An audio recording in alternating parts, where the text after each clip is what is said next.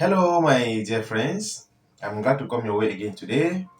It's always a pleasure for me to stop by and brainstorm with you on the issues of life. Our topic of discussion is naked we came and naked we shall go. The other way we coin it is to say we brought nothing into this world and it is certain that we can take nothing out of this world.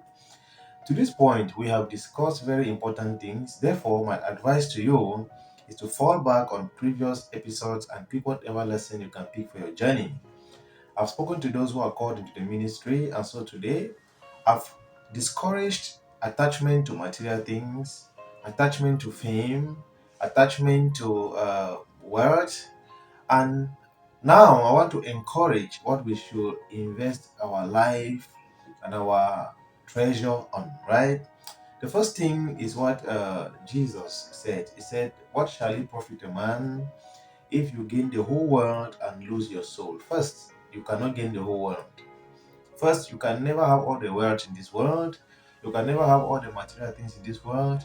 So it was a gross exaggeration to say, even if you succeed to be on top of the world and you lose your soul, then you lacked wisdom. Why? Because the day you close your eye, the world will take back from you all that it gave you. Nobody ever went to the grave with anything he owned.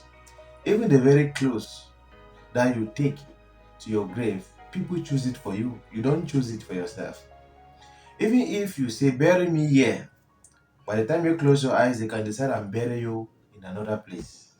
Nobody ever decides how he will be treated when you have closed your eyes finally and you are leaving this place. So, even if you had succeeded to gather the whole world into your house, and your house is as big as the whole world, and you lose your soul, then you were not wise, right? That is the first thing. Now, somebody said that the richest place is the grave, right? And that is true because everybody ends up under the ground. Jesus now taught us another thing. He says, "Transfer your treasure to heaven." And how do you do it? You do that by the way you treat others. He said there is only one thing called the royal law. The royal law is to love God with all your heart, all your soul, and all your mind and all your might.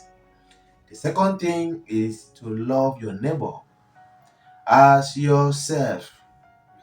When you have reached the top at any level, the way you treat others is very important to God. Whether it's in power, it's in wealth, whether it's in fame, the way you see other human beings matters a lot to the one who created us.